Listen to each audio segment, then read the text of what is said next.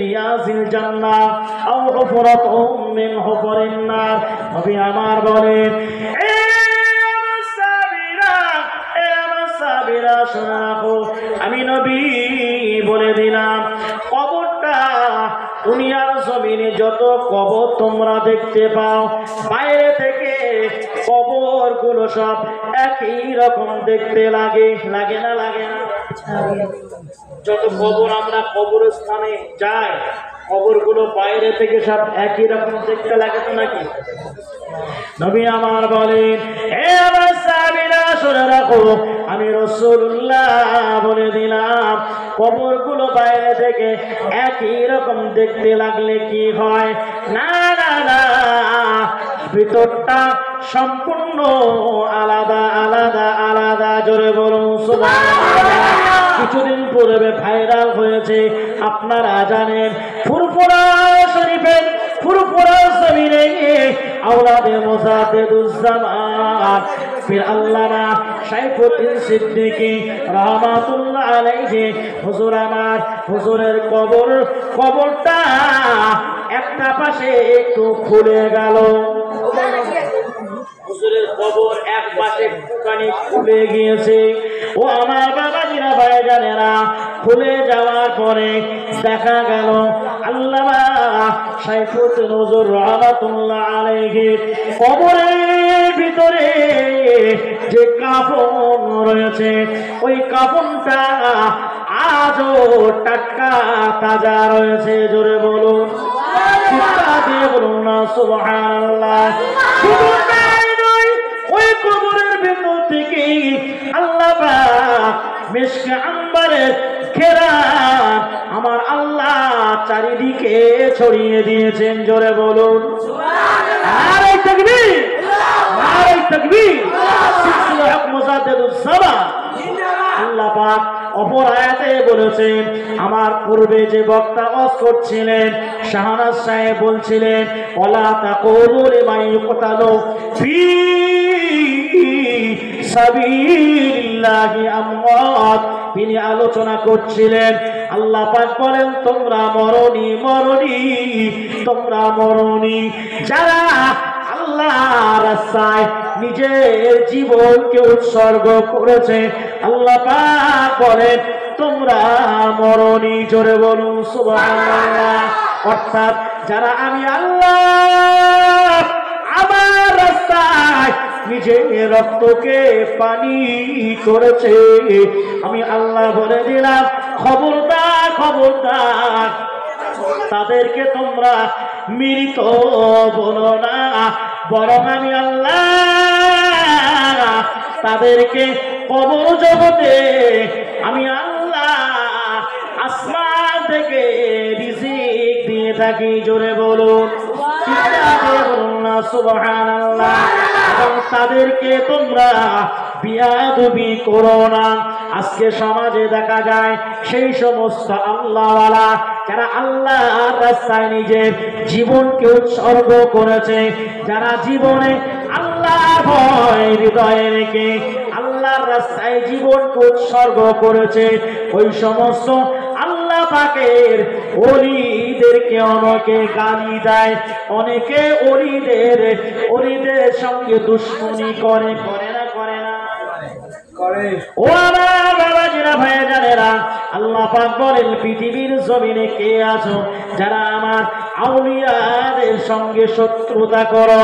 আমি আল্লাহ পাক বলে দিলাম, যারা আমার মাহবুব বান্দা, আমার বন্ধু, যারা যারা আমি আল্লাহ আমার সঙ্গে সম্পর্ক তৈরি হয়েছে পৃথিবীর জমিনে, তোমরা যদি তাদেরকে কষ্ট দাও, আমি আল্লাহ বলে দিলাম, আমি আল্লাহ তোমাদের সঙ্গে যুদ্ধের ঘোষণা দিলাম। কত বড় কথা! আল্লাহ বলছেন, যারা আমার ওলিদের সঙ্গে বিয়াদবি করে, তাদের সঙ্গে যারা শত্রুতা করে, আমি আল্লাহ বলে দিলাম, তাদের সঙ্গে আমি আল্লাহ যুদ্ধের ঘোষণা দিলাম। আচ্ছা, আল্লাহর সঙ্গে যুদ্ধ করবে কে? পৃথিবীতে এরকম কেউ আছে? না। কথা বলুন, পৃথিবীতে এমন কেউ নাই। কত কোটি জেন আছে আমার জানি নাই, আমার জানা নেই। পৃথিবীর জমিনে যত জেন ইনসান আছে সবাই মিলে যদি বলে যে আল্লাহর সঙ্গে যুদ্ধ করব, পারবে? আল্লাহ পাক রব্বুল আলামিন নিজেই জানালেন, হে আমার বান্দা বান্দিরা, আমি আল্লাহ জানিয়ে দিলাম, আমি আল্লাহ আমার সৈন্য সম্পর্কে, আমি আল্লাহ আমার কুদরতি ক্ষমতা, আমি আল্লাহ আমার শক্তি সম্পর্কে তোমাদের কারো ধারণা নাই। অর্থাৎ তোমরা, আমি আল্লাহ আমার ওলিদেরকে তোমরা কষ্ট দিও না।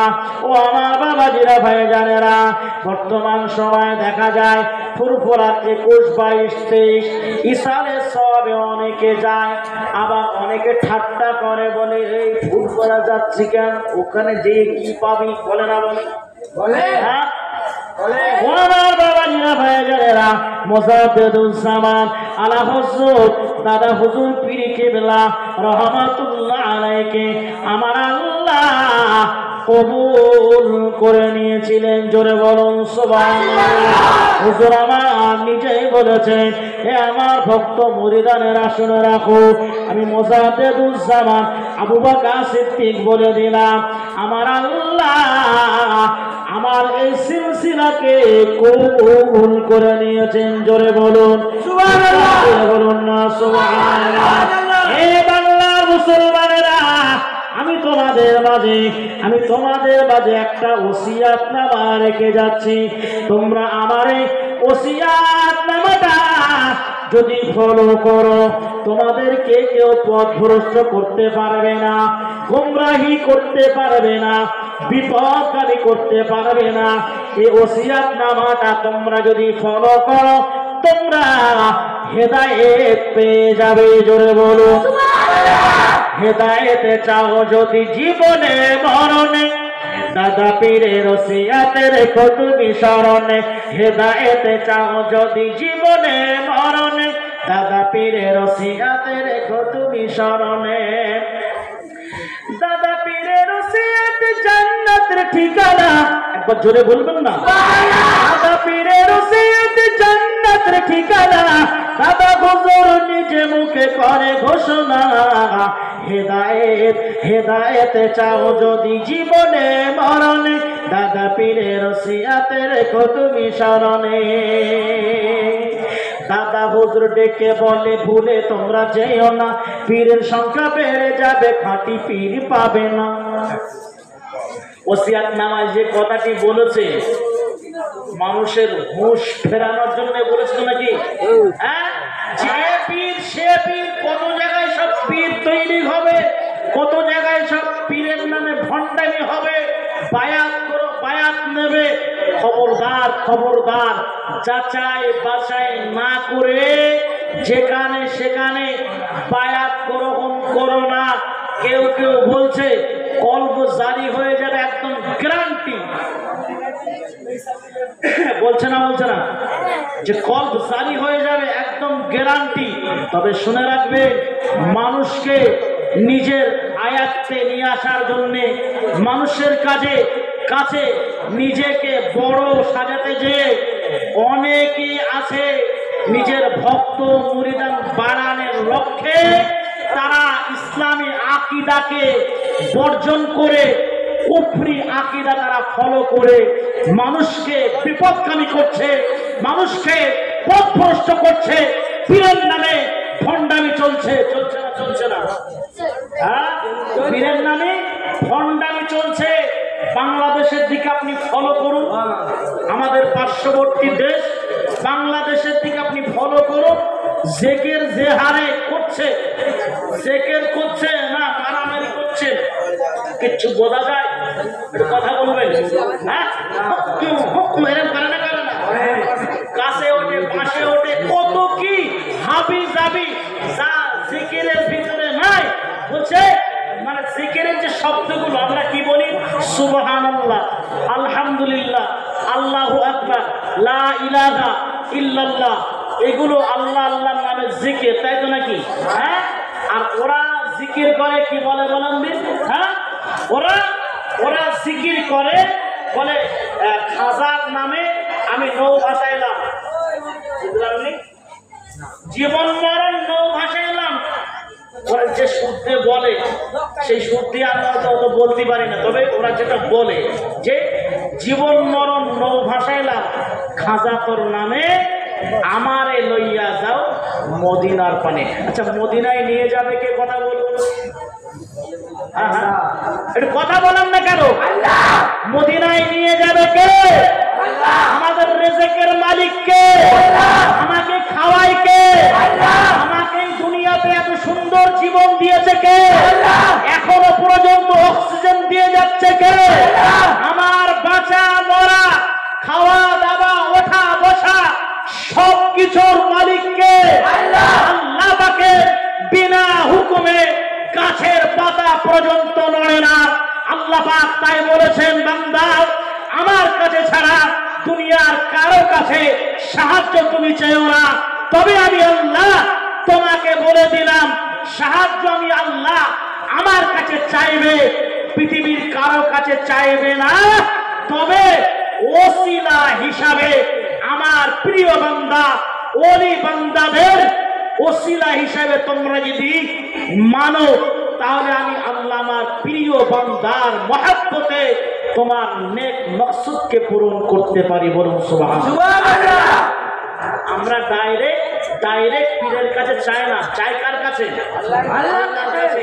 আর এই বাংলাদেশে কিছু আছে ভণ্ড, তারা ওই পীরের কাছে সবকিছুই চায়, পীরের কাছে সবকিছুই চায়, কিন্তু না, আল্লাহ পাক বলছেন সবকিছুর মালিক আমি আল্লাহ। জোরে বলুন সুবহানাল্লাহ। ও আমার বাবাজিরা, ভাইজানেরা, তাই তো মুজাদ্দিদুজ্জামান আলা হযরত দাদা হুজুর পীর কেবলা রাহমাতুল্লাহ আলাইহি হুজুর আমার বললেন, এ আমার বন্ধু মুরিদেরা, খবরদার খবরদার, তোমরা বিপদগামী হয়ে যেও না। আমি তোমাদের জন্য একটা ওসিয়াত নামা রেখে গেলাম, এই ওসিয়াত নামাটা তোমরা যদি ফলো করো, আমি মুজাদ্দিদুজ্জামান দায়িত্ব নিয়ে বলে গেলাম, তোমরা হেদায়েত পেয়ে যাবে। হেদায়েত চাও যদি জীবনে মরণে, দাদা পীরের ওসিয়াতে রেখো তুমি স্মরণে। হেদায়েত চাও যদি জীবনে মরণে, দাদা পীরের ওসিয়াতে রেখো তুমি স্মরণে। দাদা পীরের ওসিয়াত জান্নাতের ঠিকানা, দাদা পীরের ওসিয়াত জান্নাতের ঠিকানা, দাদা হুজুর নিজে মুখে করে ঘোষণা। হেদায়েত হেদায়েত চাও যদি জীবনে মরণে, দাদা পীরের ওসিয়াতে রেখো তুমি স্মরণে। দাদা হুজুর ডেকে বলে ভুলে তোমরা যেও না, পীরের সংখ্যা বেড়ে যাবে খাঁটি পীর পাবে না। দাদা হুজুর ডেকে বলে ভুলে তোমরা যেও না, পীরের সংখ্যা বেড়ে যাবে খাঁটি পীর পাবে না। খাঁটি পীরের মরিদ মোরা ভুলে তোমরা যেও না, খাঁটি পীরের মরিদ মোরা ভুলে তোমরা যেও না, ভুলে গেলে নবীর দিদার পাবে না। হেদায়েত হেদায়েত চাও যদি জীবনে মরণে, দাদা পীরের ওসিয়াতে রেখো তুমি স্মরণে। এখানে ওখানে বলা বলি হয়, দাদা পীরের সিলসিলা হক সে তো নয়। দাদা পীরের সিলসিলা আপনাদের কাছে জিজ্ঞাসা করি, দাদা পীরের সিলসিলা হক না বাতিল? বলেন, হক মানে হলো সত্য, আর বাতিল মানে হলো ভ্রান্ত পথ, মিথ্যা পথ। বাতিল মানে হলো ভ্রান্ত, আর হক মানে হলো সত্য।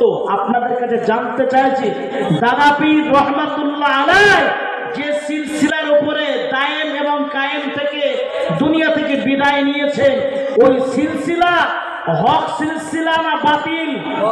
হক সিলসিলা। যারা মূর্খতার কারণে বিরোধিতা করে, তাদের কাছে আমি বলে রাখি, যারা ওই সিলসিলাকে অনুসরণ করেছে, নন মুসলিম, মুসলমান নয়, দাদা পীর রহমাতুল্লাহ আলাইহিকে হক আল্লাহর ওলি বলে মেনে নেওয়ার কারণে হিন্দু ঘরের সন্তানকেও আল্লাহ পাক মস্ত বড় আল্লাহর ওলি বানিয়ে দিয়েছেন। জোরে বলবেন না সুবহানাল্লাহ। এখানে ওখানে বলা বলি হয়, দাদা পীরের সিলসিলা হক সে তো নয়। দাদা পীরের সিলসিলা যারাই মেনেছে তারাই আজ সুফি আব্দুল মুমিন হয়েছে।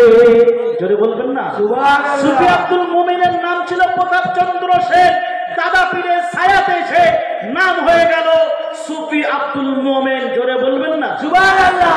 আবু জেহেল মার্কা লোক বলে এখানে, আবু জেহেল মার্কা লোক বলে এখানে, ভুল করে আমি কেন যাব সেখানে। হেদায়েত হেদায়েত চাও যদি জীবনে মরণে, দাদা পীরের ওসিয়াতে রেখো তুমি স্মরণে। হেদায়েত চাও যদি জীবনে মরণে, দাদা পীরের ওসিয়াতে রেখো তুমি স্মরণে। আব্দুল্লাহ ইবনে মুবারক রাহমাতুল্লাহ আলাইহি তিনি স্বপ্ন দেখলেন ওই বন্ধু কবরের ভিতরে খুব শান্তিতে আছে, খুব আরামে আছে। তিনি কবরের ভিতরে কেমন আছে জিজ্ঞাসা করার পরে ওই বন্ধু বললেন যে আমি কবরের ভিতরে খুব শান্তিতে আছি, আল্লাহ পাক আমার কবরটাকে নূরে নূরান্বিত করে দিয়েছেন। জোরে বলবেন না, চিৎকার দিয়ে বলবেন না সুবহানাল্লাহ।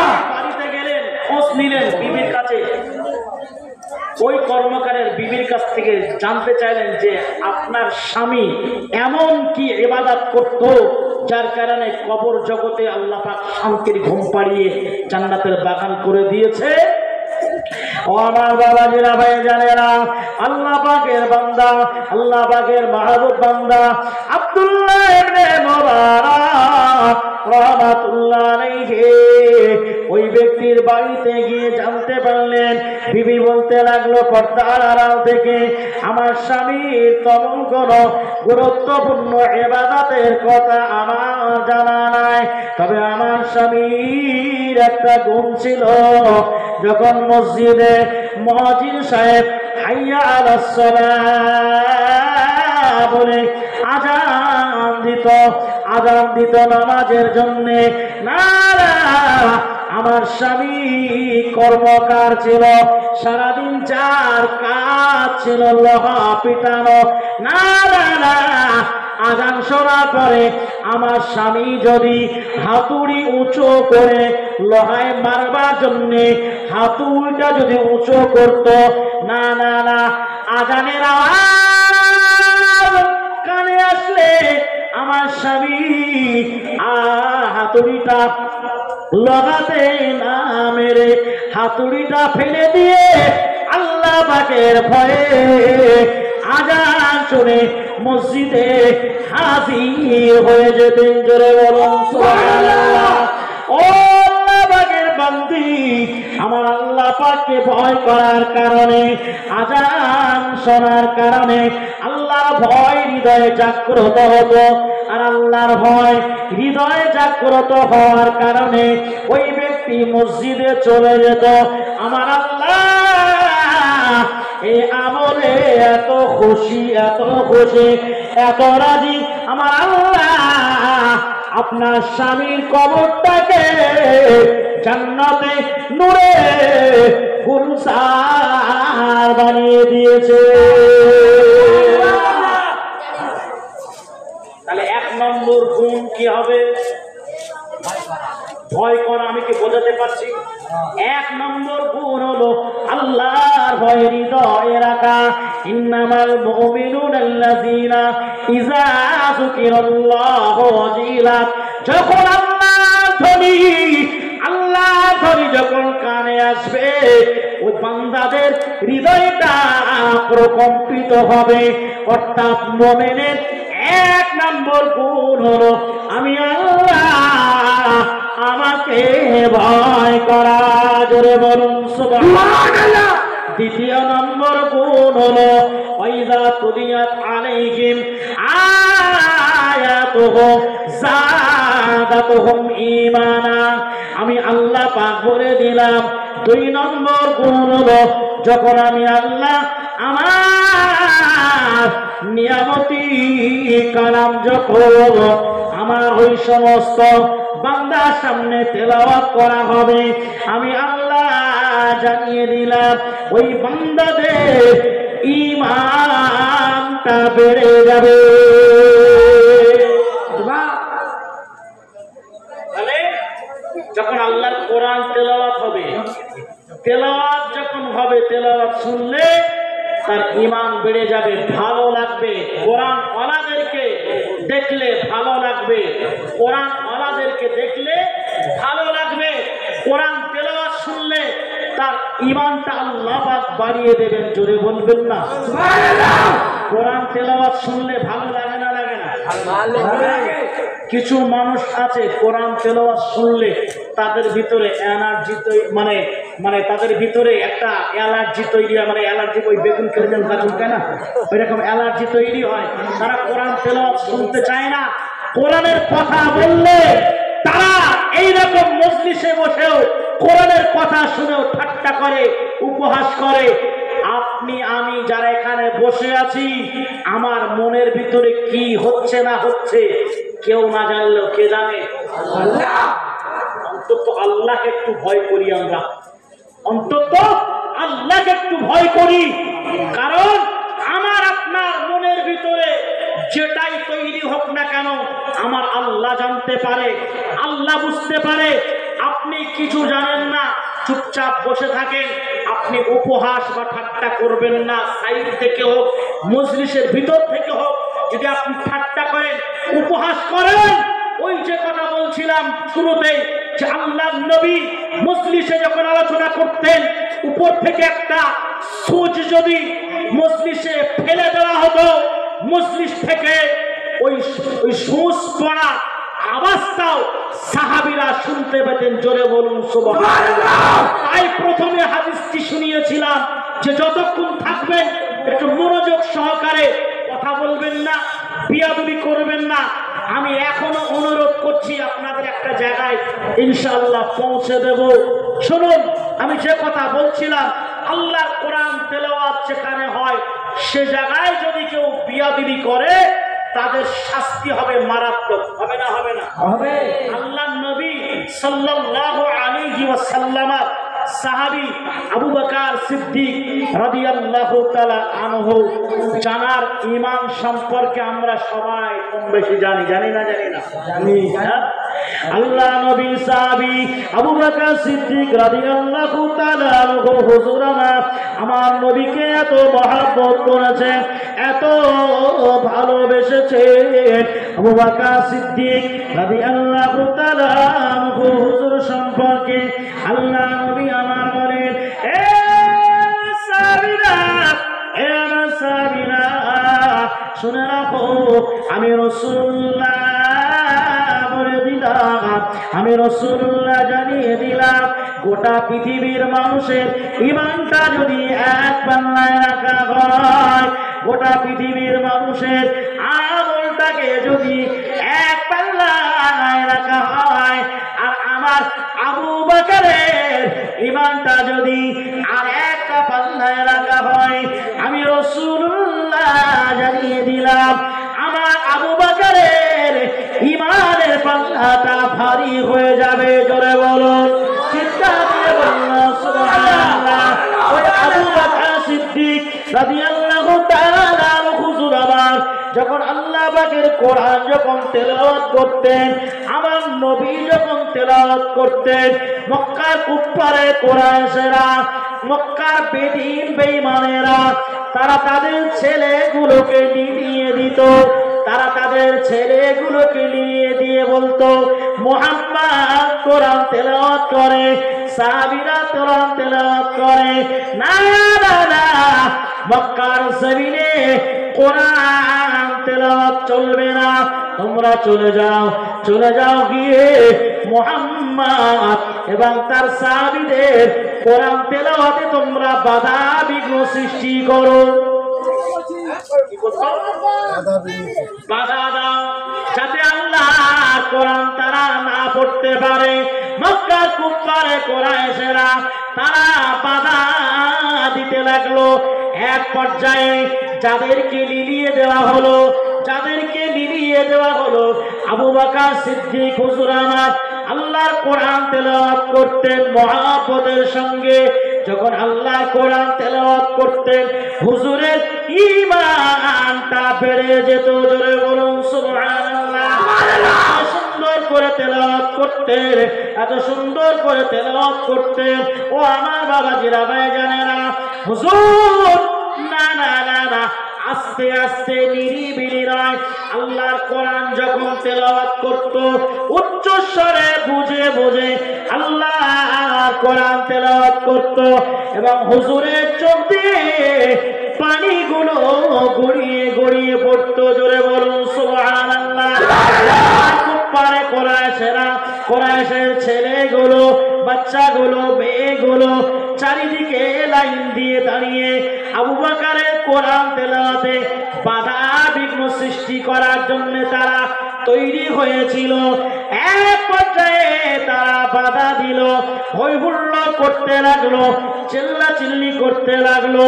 সেই সময় আবু বকরকে একজন ইহুদি ব্যক্তি আবু বকরকে বলেছিল, এ ভাই আবু বকর, না না না না আমি তোমাকে বাধা দেব না।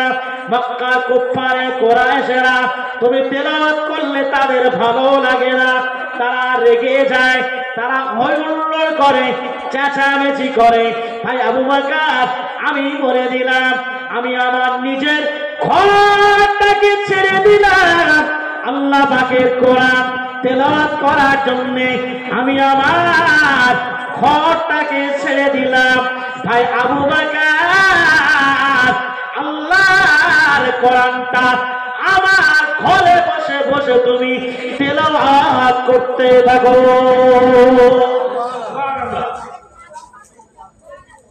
আজকে জামানায় মুসলমান ঘরের ছেলে আল্লাহর কোরআনের মহব্বত দিলে নাই, কোরআনের তেলাওয়াত শুনলে অনেকে রেগে যায়।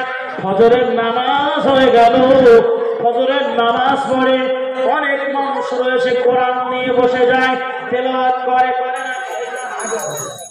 ফজরের নামাজ পড়ে কোরআন তেলাওয়াত করতে বসেছে, এদিকে তেলাওয়াত করতে বসেছে, শাশুড়ি বৌমাকে দেখে বলে, বৌমা রাখো তোমার কোরআন।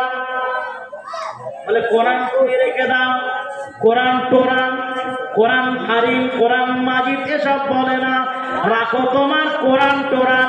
অনেক কাজ রয়েছে, অনেক কাজ রয়েছে, কোরআন টোরান রেখে দাও। ও আমার বাবাজিরা ভাইজানেরা, ভুল আমায় বুঝবেন না, যারা কোরআন তেলাওয়াত শুনে যারা রেগে যায়, কোরআন কিয়ামতের মহাময়দানে তাদের জন্য বাদী হয়ে যাবে, তাদের বিপক্ষে আল্লাহ পাকের কাছে তারা কোরআন বিচার চাইবে। পক্ষান্তরে যারা কোরআন প্রেমিক, কোরআনকে যারা ভালোবাসে, কোরআন তেলাওয়াতকারী কে দেখলে যাদের ভালো লাগে, কিয়ামতের মহাময়দানে আল্লাহ পাকের দরবারে এই কোরআন ওই ব্যক্তিদের জন্য আল্লাহ দরবারে সুপারিশ করবে। জোরে বলুন সুবহানাল্লাহ। একটা বাচ্চা কোরআন তেলাওয়াত করছে মাদ্রাসার একটা বাচ্চা, আপনি তাকে 10 টাকা দিয়েছেন বা কিছু সাহায্য করেছেন, আপনি তার কোরআন তেলাওয়াতটা শুনেছেন, শুনে আপনার হৃদয়ে ভালো লাগলো।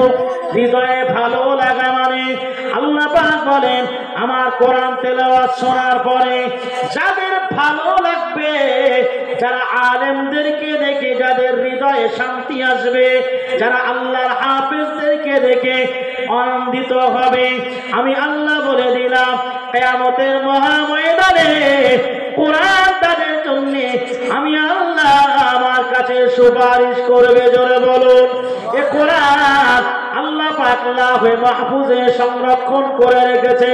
আল্লাহ পাক কোরআনকে ডেকে বলবেন, কোরআন এ লাহে মাহফুজ আমি আল্লাহ তোমাকে সংরক্ষণ করে রেখেছিলাম, এ লাহে মাহফুজ আমি আল্লাহ তোমার কাছে কোরআন দিয়েছিলাম, এ কোরআন কোথায়? কোরআন বলবে আল্লাহ জিবরাইল নিয়ে গিয়েছে। জিবরাইল আল্লাহ ডেকে বলবে, জিবরাইল কোরআন কোথায়?